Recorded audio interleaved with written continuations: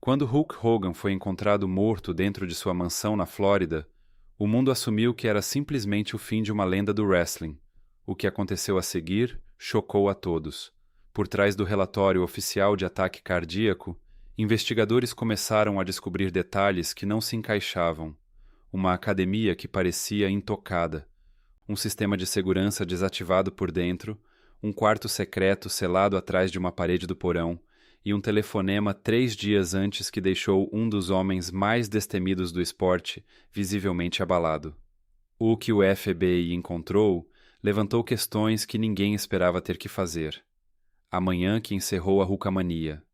Na manhã do dia 24 de julho de 2025, a notícia chegou de Clearwater, na Flórida, de que o ícone do wrestling profissional Hulk Hogan, nascido Terry Jim Bollea, havia sido encontrado sem resposta dentro de sua residência. Ele tinha 71 anos de idade. O primeiro alerta veio através de uma ligação frenética para o serviço de emergência, relatando uma parada cardíaca. Os socorristas chegaram à mansão e imediatamente iniciaram os esforços de ressuscitação.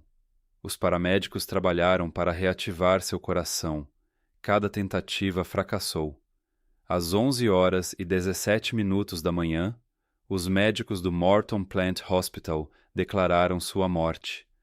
Para os fãs ao redor do mundo, foi um fim que ninguém havia imaginado para o homem que um dia representou força, resiliência e uma energia maior do que a vida em si. Os primeiros relatos se espalharam rapidamente.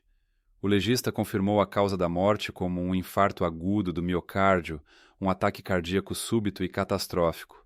A classificação foi definida como natural. Para a maioria das pessoas, parecia a conclusão lógica. Hogan estava na casa dos 70 anos. Seu corpo havia suportado décadas de castigo profissional, uma vida inteira derrubando gigantes no ringue, viagens incessantes e mais de 2 dúzias de cirurgias. O desgaste estava bem documentado, mas a história era mais complicada do que uma simples falha cardíaca. Seu histórico médico carregava camadas que aprofundavam o quadro. Hogan vivia discretamente com leucemia, uma grave doença do sangue, além de fibrilação atrial, uma condição em que o coração bate de forma errática e imprevisível. Ambas as condições aumentam dramaticamente o risco de parada cardíaca súbita.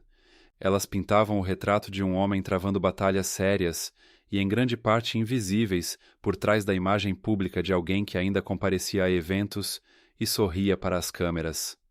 Ainda assim, sua partida não se encaixou facilmente numa história de declínio natural. Ele havia sido visto treinando pouco antes de sua morte. Amigos o descreviam como aparentando estar melhor do que havia estado em anos. Sua esposa, Sky Daly, frequentemente observava que ele havia se comprometido com meditação, alimentação saudável e treinos diários. Parecia ter encontrado certo equilíbrio nos seus anos mais tardios, afastado do caos que havia definido tanto de sua vida anterior. Isso tornou o desfecho abrupto ainda mais difícil de assimilar. Os policiais que chegaram primeiro à mansão notaram mais do que apenas o corpo de Hogan. Algo na cena lhes pareceu incomum. Por causa dessas observações e por causa de quem Hogan era, eles determinaram que o caso exigia uma análise mais cuidadosa. O Departamento de Polícia de Clearwater conduziu diversas entrevistas com testemunhas e reuniu seus registros médicos. Embora tenham aceito a conclusão do legista, também apontaram para o que chamaram de natureza singular das circunstâncias. Aquele não era o falecimento de um cidadão comum. Era a morte de um dos atletas mais reconhecidos do planeta, e qualquer pergunta sem resposta poderia rapidamente se transformar em algo muito maior. Essa decisão trouxe envolvimento federal. O FBI foi discretamente incorporado à investigação, não apenas para confirmar os achados médicos, mas para revisar quaisquer irregularidades na cena. Para uma morte oficialmente declarada como natural, esse não era um procedimento padrão. Levantou suspeitas imediatamente. Por trás da enxurrada de homenagens e das declarações oficiais, uma história paralela já estava se formando, construída sobre perguntas que se recusavam a desaparecer. Por que a cena foi descrita como incomum? Por que agentes federais precisariam investigar mais a fundo o que parecia ser uma morte natural? E o que os investigadores realmente encontraram dentro daquela mansão?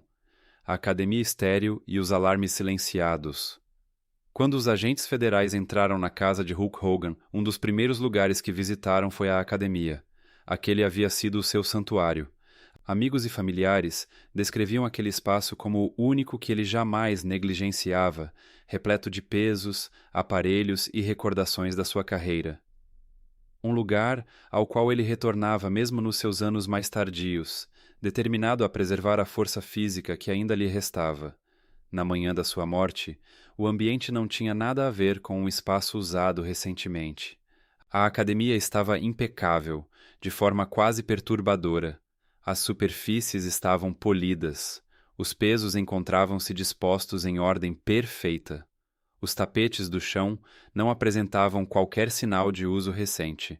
Nenhuma garrafa de água, nenhuma toalha, nenhum daqueles pequenos rastros que naturalmente se acumulam quando alguém realmente treina.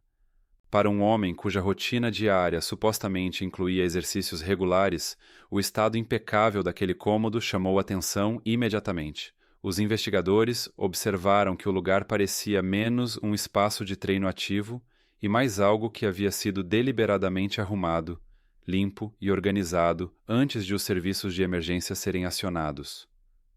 A atenção se voltou da academia para o sistema de segurança geral da casa. Hogan havia investido consideravelmente na proteção da sua propriedade. O sistema contava com múltiplas câmeras, sensores de movimento e proteções de backup, projetadas para impedir qualquer adulteração. Era conhecido por ser cauteloso com sua privacidade. Para os investigadores, a expectativa era de que registros digitais detalhados existissem, com logs de movimentação dentro e ao redor da casa nas horas anteriores à sua morte. O que encontraram foi algo completamente diferente. O sistema de segurança inteiro havia sido desligado manualmente, de dentro da propriedade, não por uma falha de energia, nem por algum problema técnico. Alguém tinha ido até o painel de controle e o desativado de forma deliberada. Essa descoberta era relevante, porque exigia conhecimento do layout do sistema e dos códigos de acesso necessários para desativá-lo.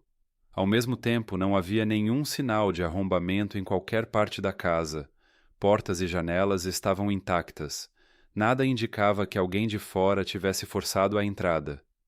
As únicas explicações lógicas eram que Hogan tivesse desligado o sistema por conta própria, ou que alguém de sua confiança, com acesso autorizado, o tivesse feito no seu lugar. O caso foi entregue a especialistas forenses federais. O FBI mobilizou equipes de crimes cibernéticos e análise digital, encarregadas de examinar cada elemento da rede de segurança e da infraestrutura inteligente da casa de Hogan. Esses sistemas guardam registros, anotações de quando as câmeras são ligadas ou desligadas, quando os alarmes são ativados ou desativados, quando qualquer alteração é realizada. Ao reconstruir essa linha do tempo, os investigadores esperavam determinar quem tinha controle sobre a casa nas horas cruciais antes de Hogan ser encontrado. Eles também analisaram os dispositivos inteligentes da residência, termostatos, sistemas de iluminação, funções automatizadas que podem indicar se alguém estava se movendo pelos cômodos. Em casas modernas, esses detalhes têm real peso probatório. Algo tão simples quanto uma luz acendendo ou apagando pode ajudar a situar uma pessoa num cômodo específico em um momento específico. Apesar de tudo isso, as evidências digitais não forneceram uma resposta conclusiva. O sistema de segurança havia sido indubitavelmente desativado, mas os registros não revelaram quem o havia feito. Nenhum acesso não autorizado vindo de fora da casa foi detectado. Os dados apontavam para alguém fisicamente presente, seja o próprio Hogan, seja outra pessoa que estivesse lá com ele. Enquanto as equipes forenses continuavam a trabalhar nas evidências eletrônicas, elas sabiam que o próximo passo era examinar as comunicações pessoais de Hogan. A razão por trás dessas descobertas incomuns talvez não estivesse nas máquinas dentro da sua casa, mas nas conversas que ele havia tido nos dias que antecederam a sua morte, a ligação enigmática que abalou Hogan. Conforme os investigadores mapeavam os últimos dias de Hulk Hogan, um detalhe surgiu que se destacava de tudo o mais. 3 dias antes de sua morte, já tarde da noite, Hogan recebeu um telefonema que aparentemente o perturbou de maneira profunda. Quem estava na casa naquele momento recordou que não foi o que ele disse durante a ligação que chamou a atenção. Foi a expressão que ele tinha no rosto depois. Sua esposa, Sky Daly, contou mais tarde aos investigadores que jamais o tinha visto reagir daquela forma. Hogan não era o tipo de pessoa que demonstrava medo com facilidade. Uma carreira inteira construída na luta profissional exigiu que ele soubesse lidar com pressão e transmitir tranquilidade em praticamente qualquer situação. Mas depois de encerrar aquela ligação, ela descreveu o olhar dele como de medo verdadeiro, algo que afirmou nunca ter presenciado em todo o tempo em que estiveram juntos. Ele não explicou o que havia sido dito. Ficou quieto, e aquele silêncio vindo de um homem normalmente falante e expressivo foi suficiente para ela perceber que algo estava muito errado. Os investigadores rapidamente concluíram que a ligação não era de rotina. Equipes de perícia digital tentaram rastrear sua origem, mas o caminho revelou um esforço considerável para ocultá-la. A ligação havia sido redirecionada por múltiplos servidores espalhados por diferentes países. Cada vez que os investigadores seguiam o sinal, ele redirecionava para outro ponto da cadeia. Chegar a uma fonte verdadeira mostrou-se quase impossível. Esse nível de complexidade não era comum. Rotear uma ligação por servidores internacionais, uma técnica que envolve proxies e redes de retransmissão, exige tanto sofisticação técnica quanto intenção deliberada. Quem fez a ligação não queria ser encontrado. O FBI considerou diversas possibilidades. A ligação poderia ter sido um aviso, poderia estar ligada a algum tipo de extorsão, com alguém pressionando Hogan sobre assuntos privados. Uma terceira hipótese envolvia informações sensíveis que Hogan pudesse estar guardando, embora nenhuma evidência concreta sustentasse essa teoria naquele momento. O que os investigadores concordavam era que a ligação não foi acidental. Ela havia sido planejada, disfarçada, e havia deixado uma marca visível no homem que a recebeu. De acordo com Sky Daly, Hogan falou muito pouco durante a conversa. Ele respondeu brevemente e encerrou a ligação. Para alguém conhecido por ser expressivo, aquela brevidade sugeria que o que ele ouviu não precisava de resposta, que ele compreendeu imediatamente o que significava, e que essa compreensão pesava sobre ele. O momento em que aconteceu dava à situação um significado ainda maior. 3 dias antes de sua morte, sua vida parecia estar estável. Ele se recuperava de uma cirurgia, mantinha suas rotinas e passava tempo com a família. Não havia nada em sua agenda diária que indicasse turbulência. O surgimento repentino de uma ligação noturna, fortemente disfarçada, em meio a esse cenário, destacou-se de forma marcante. O conteúdo dessa ligação permanece classificado. O que é evidente é que, antes dela, Hogan estava calmo e tranquilo. Depois dela, as pessoas ao seu redor notaram um homem carregando algo que não carregava no dia anterior. Família fragmentada, paz destruída. Por trás do brilho da carreira de Hulk Hogan, havia uma vida privada marcada por tensão, decepção e relações complicadas.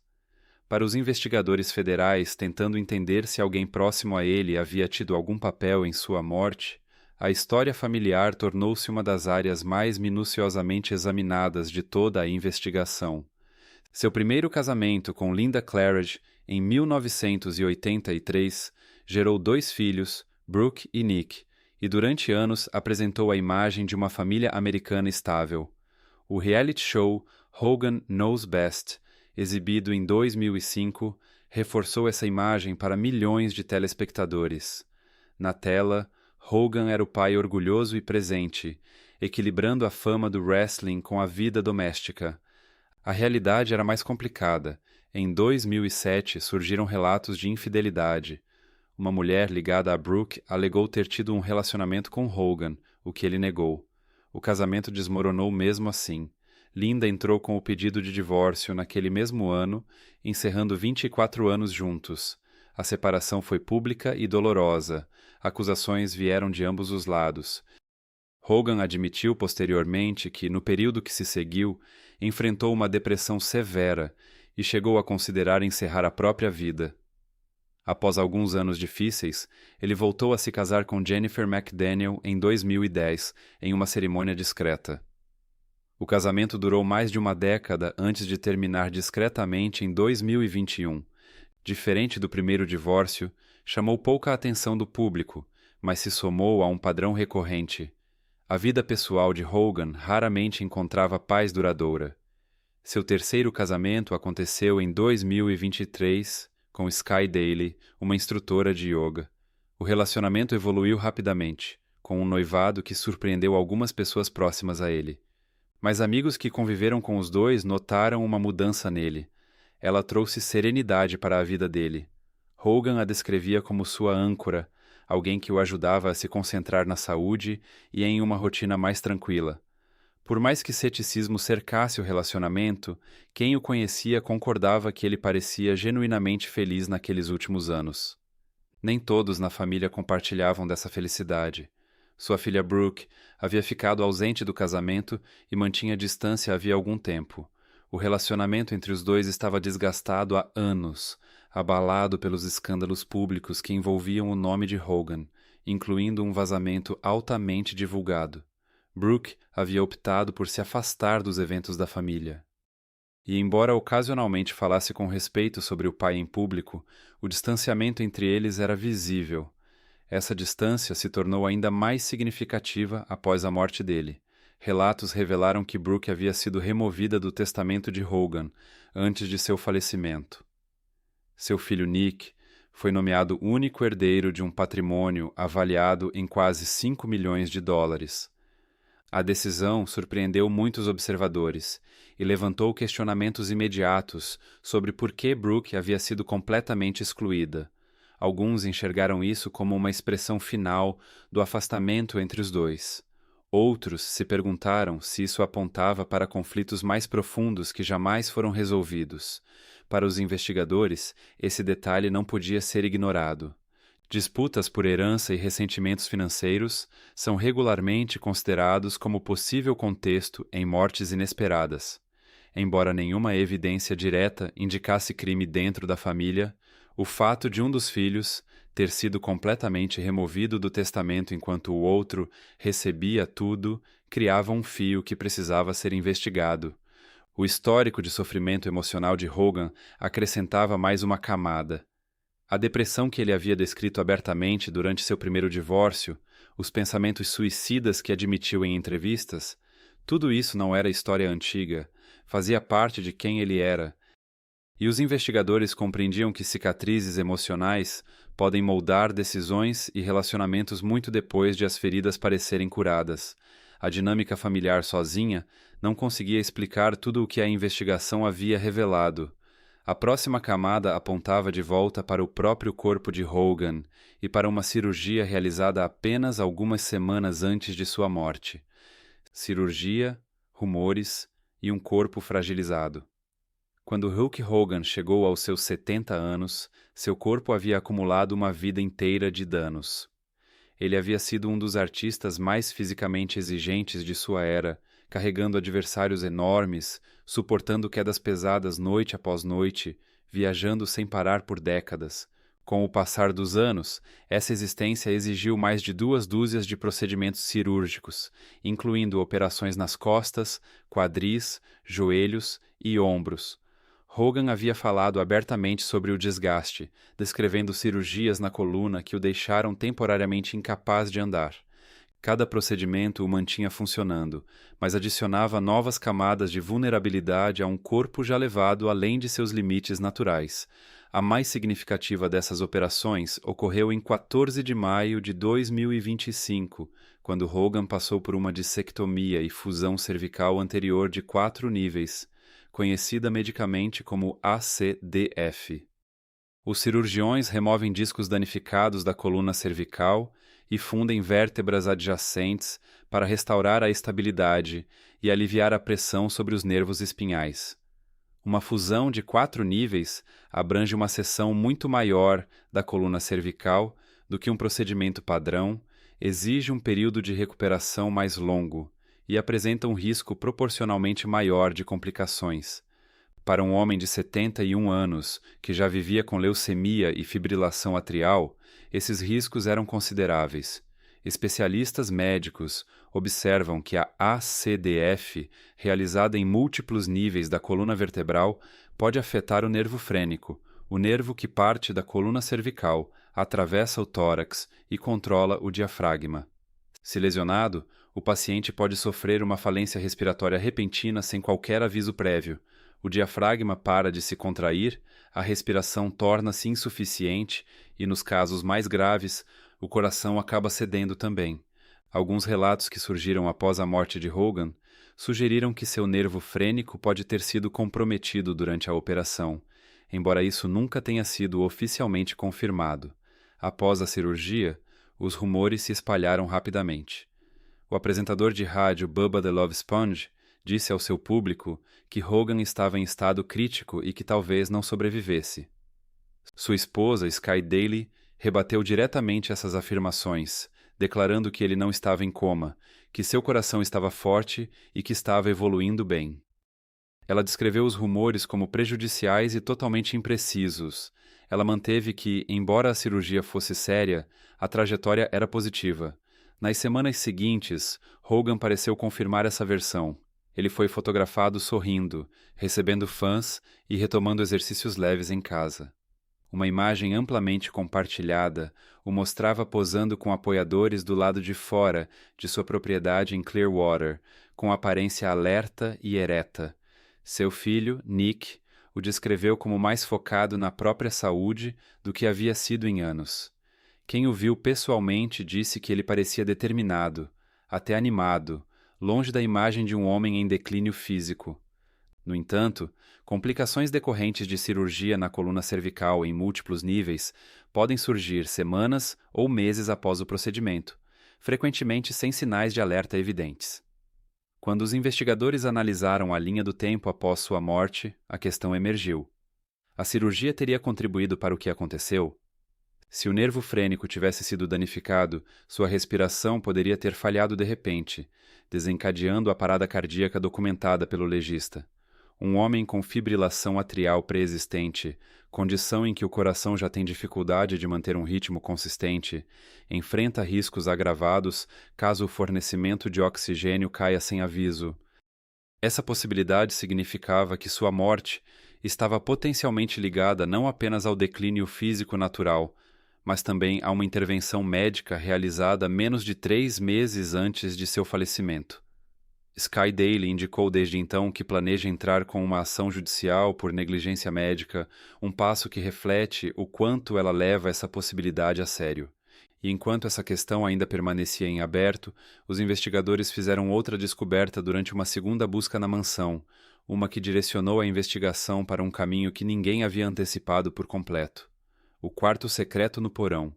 Durante a segunda varredura forense na residência de Hogan, agentes federais encontraram algo que alterou imediatamente o caráter da investigação. Escondida atrás do que parecia ser uma seção comum de parede no porão, havia uma sala dissimulada. Ela não constava em nenhum registro imobiliário arquivado no município.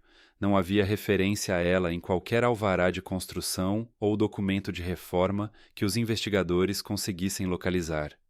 A entrada havia sido construída para se misturar à superfície da parede ao redor, com precisão suficiente para que somente uma busca deliberada, batendo nas paredes e verificando as medidas contra as plantas baixas, revelasse a discrepância. Não havia alças, dobradiças ou frestas visíveis na superfície externa. Ela se abria por meio de um mecanismo que exigia um conhecimento específico de como acioná-lo. Para chegar até ela, era preciso saber que ela existia. Lá dentro, os agentes encontraram um nível surpreendente de organização. Os arquivos estavam empilhados e rotulados com precisão, dispostos de uma forma que sugeria um sistema consolidado mantido ao longo do tempo, e não documentos guardados às pressas. O material abrangia comunicações pessoais, registros financeiros, correspondências jurídicas e documentação médica. Alguns arquivos faziam referência a negociações e associados que não haviam aparecido nas etapas anteriores da investigação. Os documentos mais significativos teriam datas tão recentes quanto o dia anterior à morte de Hogan, o que indicava que o cômodo havia sido acessado nas suas últimas horas de vida, e que tudo aquilo que ele havia guardado ou revisado ali tinha importância para ele até os momentos finais. O conteúdo levantou perguntas imediatas. Alguns arquivos eram diretos, registros médicos, extratos financeiros, mas outros apontavam para algo de classificação menos simples. Pastas continham referências a contatos e comunicações que não combinavam com o perfil público de Hogan como um lutador aposentado vivendo tranquilamente em Clearwater. Alguns relatos, não confirmados e tratados com cautela pelas autoridades federais, sugeriam que certos arquivos podiam conter informações ligadas a pressões externas ou a possíveis chantagens. Se Hogan estava guardando essas informações como proteção, ou se a existência delas o havia transformado em alvo, permanecia uma questão aberta e profundamente perturbadora. O FBI manteve-se cauteloso quanto ao que divulgou. Os agentes confirmaram apenas que a investigação estava em andamento e que nenhuma conclusão sobre morte suspeita havia sido alcançada. Os pedidos de comentários sobre o conteúdo específico do cômodo foram completamente recusados. O silêncio deles abriu espaço para especulações, e a cobertura se espalhou rapidamente, sugerindo que a vida privada de Hogan pode ter sido consideravelmente mais complicada do que a narrativa do lutador aposentado em busca de paz que suas aparições públicas recentes pareciam indicar. Para a sua família, a descoberta deixou uma mistura difícil de sentimentos. Eles queriam clareza. Mas a existência de um cômodo oculto repleto de arquivos particulares organizados, acessados recentemente e escondidos de todos, complicou a compreensão que tinham de um homem que acreditavam conhecer. A versão de Hogan, que parecia calma, estabilizada e em paz nos seus últimos anos, passou a coexistir com uma versão que havia sentido a necessidade de construir e manter um espaço secreto que ninguém deveria encontrar. Essas duas versões eram muito difíceis de conciliar. Um homem que tinha falado publicamente sobre encontrar a paz, simplificar a vida e focar na saúde, havia ao mesmo tempo mantido um arquivo oculto sobre o qual as pessoas mais próximas dele não sabiam absolutamente nada, e com o conteúdo ainda amplamente classificado, essa reconciliação permanecia fora de alcance. O legado e as sombras persistentes. A morte de Hulk Hogan em 2025 encerrou uma das carreiras mais celebradas na história do wrestling profissional. Para milhões de fãs, ele era mais do que um lutador. Era o rosto definitivo da WW ao longo dos anos 80 e 90. O homem que levou o esporte ao entretenimento de massa e transformou o wrestling profissional em assunto de conversas cotidianas. O famoso slam que aplicou em Andre the Giant no WrestleMania 3 continua sendo um dos momentos mais reproduzidos na história do entretenimento esportivo. Até pessoas que nunca acompanharam o wrestling o reconheciam. Sua presença, suas frases marcantes, a energia exagerada que trazia para tudo o que fazia, sua influência se estendeu muito além da sua própria era. Performers que vieram depois dele, Dwayne Johnson, John Cena, entre outros, reconheceram que o palco que Hogan construiu tornou possíveis as suas próprias carreiras. O alcance global do wrestling profissional hoje se conecta diretamente ao que ele ajudou a criar. As questões que cercam a sua morte, no entanto, não se acomodaram com a mesma clareza que o seu legado. A causa oficial foi um ataque cardíaco explicado pela leucemia, pela fibrilação atrial e pelos danos físicos cumulativos da sua carreira. Para muitos, isso foi suficiente. Correspondia ao seu histórico médico, e aos 71 anos, seu corpo havia conquistado a sua fragilidade. Para outros, os detalhes que vieram à tona depois, o sistema de segurança desativado, a academia esterilizada, o telefonema classificado, o cômodo oculto, criaram um quadro que parecia mais do que um fim natural. Os procedimentos legais acrescentaram mais uma dimensão.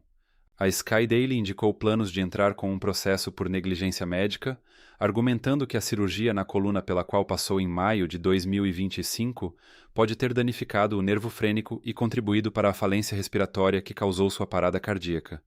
Nenhuma decisão judicial confirmou essa alegação até agora, mas a possibilidade de erro cirúrgico continua sendo uma parte ativa da conversa mais ampla.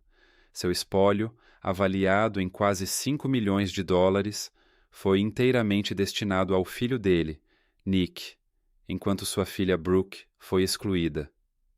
Essa decisão refletiu o estado fragmentado daquele relacionamento e atraiu a atenção de quem estuda as dinâmicas financeiras envolvendo mortes de alto perfil. Os investigadores registraram isso como contexto relevante, sem tirar conclusões. Até o momento em que esta história foi compilada, a investigação permanecia aberta. A polícia e as autoridades federais continuavam analisando registros médicos e digitais. Membros da família receberam a promessa de um informe completo antes que qualquer conclusão fosse divulgada publicamente. O status em aberto mantinha a especulação viva, e cada novo atraso aumentava a sensação de que algo ainda não havia sido completamente revelado. Para os fãs, a situação deixou um equilíbrio difícil de sustentar. De um lado, a carreira extraordinária, as décadas de entretenimento, a marca cultural de um homem que fez a luta livre e profissional importar em escala global. Do outro, as perguntas sem resposta que se acumularam em torno de seus últimos dias, como uma tempestade que nunca chegou a se dissipar por completo. Será que seu corpo simplesmente cedeu depois de uma vida inteira de punições extraordinárias? Será que conflitos ocultos e pressões aceleraram o que já estava por vir? Será que uma cirurgia deixou uma fragilidade que seu coração não conseguiu suportar? Ou aquela ligação 3 dias antes de sua morte carregava algo que nenhuma investigação conseguiu nomear até agora? A verdade ainda não foi completamente estabelecida. O que permanece é o legado, murais nas paredes de Clearwater, décadas de memórias compartilhadas pelo mundo inteiro, e uma história que ainda não entregou sua linha final. Hulk Hogan pode ter partido, mas o relato completo de seu último suspiro ainda não foi escrito. Deixe seus pensamentos nos comentários, porque essa história ainda está se desenrolando.